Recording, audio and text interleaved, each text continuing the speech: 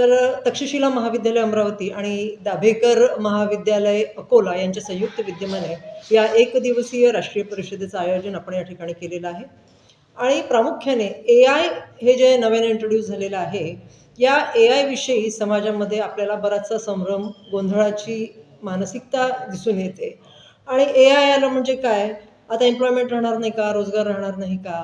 अशी सुद्धा भीती एक समाजामध्ये निर्माण झालेली आहे. पण विज्ञान तंत्रज्ञानाच्या युगामध्ये ज्या वेळेला विज्ञानाने इतकी प्रगती केलेली आहे, तर आपल्याला सुद्धा मागे राहून चालणार नाही.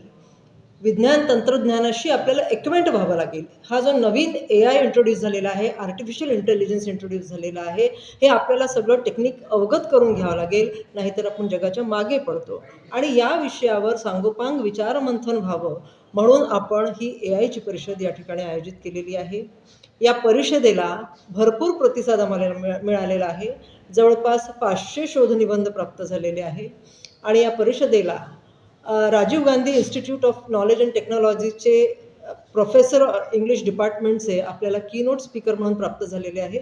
आणि आपल्या संत गाडगेबाबा अमरावती विद्यापीठाचे कुलगुरू डॉक्टर मिलिंद बाराहते सर हे या कार्यक्रमाच्या उद्घाटनासाठी उपस्थित राहणार आहेत. संस्थेच्या संस्थाध्यक्ष आदरणीय कीर्तिते अर्जुन यासुद्धा या कार्यक्रमाचं अध्यक्षस्थान भूषवणार आहे.